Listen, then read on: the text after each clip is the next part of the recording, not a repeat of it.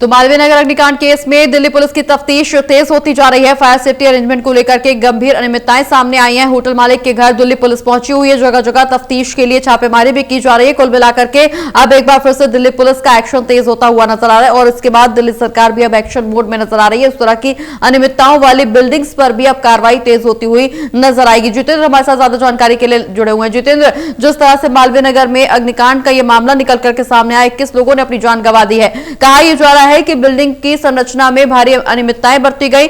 अब ऐसी बिल्डिंग्स के खिलाफ दिल्ली सरकार एक बार फिर से एक्शन लेने के मोड में है। लेकिन अगर हम इस रेस्टोरेंट का जिक्र करें तो कई लोगों की साझेदारी में यह रेस्टोरेंट चलाया जा रहा था। जगह जगह तफ्तीश की जा रही है। होटल के मालिक गायब बताए जा रहे हैं। पुलिस की तफ्तीश कहां तक पहुंची है?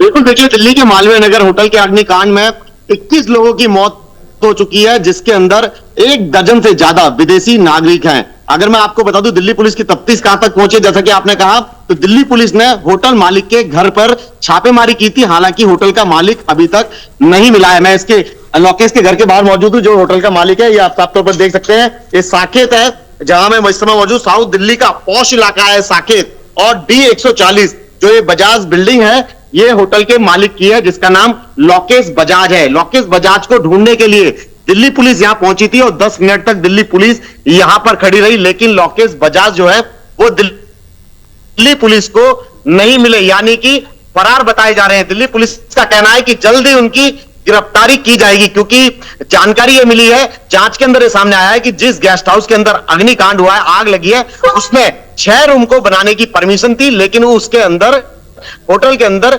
25 रूम बनाए हुए थे, यानी कि इलीगल तरीके से कंस्ट्रक्शन किया हुआ था। रूम इलीगल तरीके से बनाए गए थे। अब एलजी हाउस पर भी शाम को 5 बजे करीब मीटिंग हुई है। एलजी ने तमाम अधिकारियों को बुलाया है और एलजी ने साफ कहा है कि जो भी दोषी हैं उनके खिलाफ कड़ी से कड़ी कार्रवाई की जाए। दिल्ली सरकार भी अब एक्शन मोड में नजर आ रही है। दिल्ली सरकार का यह कहना है कि सभी बिल्डिंगों की जांच होगी और जिनके पास एनओसी नहीं होगी, आग की एनओसी नहीं होगी, उनके खिलाफ कार्रवाई की जाएगी। यानी कि आने वाले समय में पूरी दिल्ली के अंदर जितनी भी बिल्डिंग्स बनी हुई है, जिनके पास एनओसी नहीं है, उनके खिलाफ कार्रवाई भी होगी और बिल्डिंग को सील भी किया जाएगा। तो कह सकते हैं अग्निकांड के बाद अब दिल्ली सरकार भी जागी है और दिल्ली सरकार का साफ तौर पर यही कहना है कि जो अनियमितताएं पाई गई है बिल्डिंग के अंदर, उनके खिलाफ, अब बिल्डिंग मालिकों के खिलाफ आने वाले समय में बड़ा एक्शन होगा और उनकी बिल्डिंगों को भी सील किया जाएगा।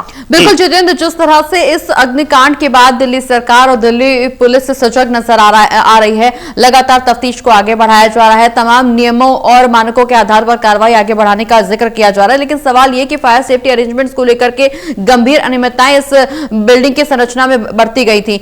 सवाल यह कितने लंबे समय से जब इस बिल्डिंग में होटल रेस्टोरेंट संचालित हो रहा था, तो इससे पहले पुलिस की या किसी अधिकारी की नजर इस बिल्डिंग पर क्यों नहीं पड़ी? क्योंकि कई लोगों का कहना यह है कि इसको लेकर के पहले भी कई बार जिक्र किया जा चुका है, शिकायती पत्र दिए जा चुके हैं, लेकिन बावजूद इसके कोई कार्रवाई नहीं की गई। और ये सिर्फ कोई एक पहला ऐसा केस नहीं है, इससे पहले इसके अलावा भी कई ऐसी बिल्डिंग्स हैं जो बिना एनओसी के चल रही हैं और वहां पर रोजगार भी, व्यवसाय भी किया जा रहा है। लेकिन सवाल ये कि इस तरह की बिल्डिंग्स पर लगाम कब तक लग पाएगी? इस तरह के कार्रवाई को अंजाम देने से कब तक रोका जाएगा? क्योंकि जिस तरह से एक अग्निकांड सामने आया, निश्चित रूप से आने वाले समय में और भी हादसे हो सकते हैं। हादसों को लेकर के पहले से ही सावधानी बरतने की जरूरत, पहले से ही सजगता की जरूरत।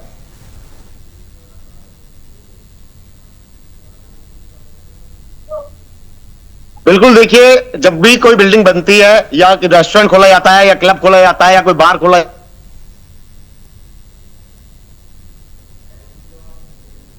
जाता है,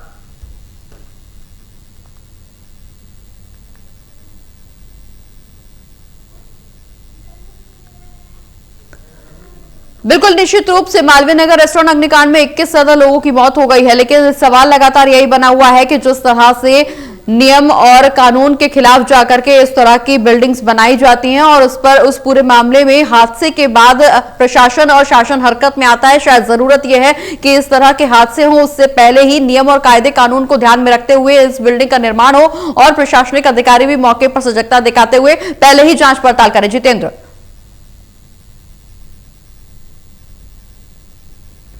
बिल्कुल, देखिए, कोई भी रेस्टोरेंट खोला जाता है, गेस्ट हाउस खोला जाता है, होटल खोला जाता है, एग्जिट एंट्री होता है और प्रॉपर तरीके से फायर की एनओसी दी जाती है, यानी कि फायर अधिकारी वहां आते हैं, मौके का जायजा लेते हैं, उसके बाद ही एनओसी दी जाती है। लेकिन जिस तरीके से इस होटल के अंदर देखा गया है कि 6 कमरों की अनुमति दी गई थी, लेकिन उसके बावजूद भी इसके अंदर 25 रूम बनाए गए थे, जिसके अंदर विदेशी नागरिक ठहरे हुए थे। सामने ही मैक्स हॉस्पिटल था, कुछ चंद कदमों की दूरी पर ही मैक्स हॉस्पिटल है, जो कि अपना इलाज कराने के लिए विदेश से इंडिया में आए हुए थे। नाइजीरिया के इसके अंदर लोग थे और बांग्लादेशी लोग थे, साउथ अफ्रीकन लोग थे, यानी कि कई अलग अलग देशों के लोग जो है वो इसके अंदर ठहरे हुए थे गेस्ट हाउस के अंदर। तो इसमें बताया गया है कि एक दर्जन से ज्यादा लोग जो है वो विदेशी नागरिकों की अग्निकांड में मौत हो चुकी है। अगर मैं बात करूं तो 40 लोगों को बचाया गया है, रेस्क्यू किया गया है, जिन्हें पास के अस्पताल में भर्ती कराया गया है। मौत का आंकड़ा हालांकि और भी बढ़ सकता है, अभी 21 लोगों की मौत बताई गई है। हालांकि हमारी दिल्ली पुलिस अधिकारियों से बातचीत हुई, उनका कहना है कि सभी का भी ट्रीटमेंट चल रहा है, लेकिन आने वाले समय में मौत का आंकड़ा और भी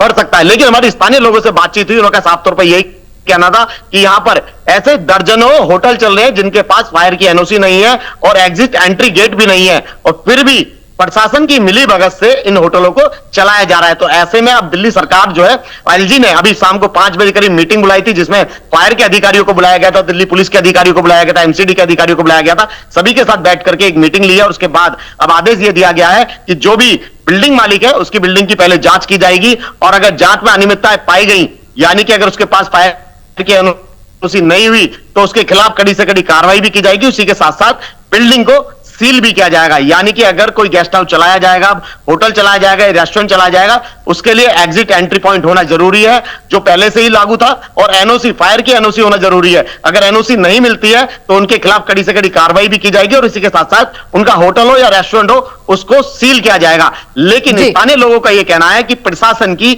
मिलीभगत से इनको आखिरकार एनओसी कैसे मिल जाती है, और अगर एनओसी नहीं भी मिलती है तो आखिरकार ये होटल संचालित कैसे हो रहा था, यानी कि बिना प्रशासन की मिलीभगत से ऐसे होटल नहीं चलाए जा सकते। बिल्कुल जितेंद्र, हादसे के पीछे तमाम बड़े सवाल खड़े हो रहे हैं। हालांकि दिल्ली सरकार और दिल्ली प्रशासन अब हरकत में नजर आ रहा है। देखना ये होगा कि अगला कदम क्या कुछ होगा, कार्रवाई किस तहत आगे बढ़ेगी, किस कदम के तहत दिल्ली पुलिस अब आगे की कार्रवाई करती हुई नजर आएगी, क्योंकि होटल का मालिक फिलहाल फरार बताया जा रहा है, जगह जगह छापेमारी की जा रही है। देखना यही होगा कि कब तक इस हादसे के पीछे के जो मुख्य आरोपी है वो पुलिस की गिरफ्त में होते हैं। बहुत बहुत शुक्रिया जितेंद्र, ये तमाम जानकारी दर्शकों तक पहुंचाने के लिए।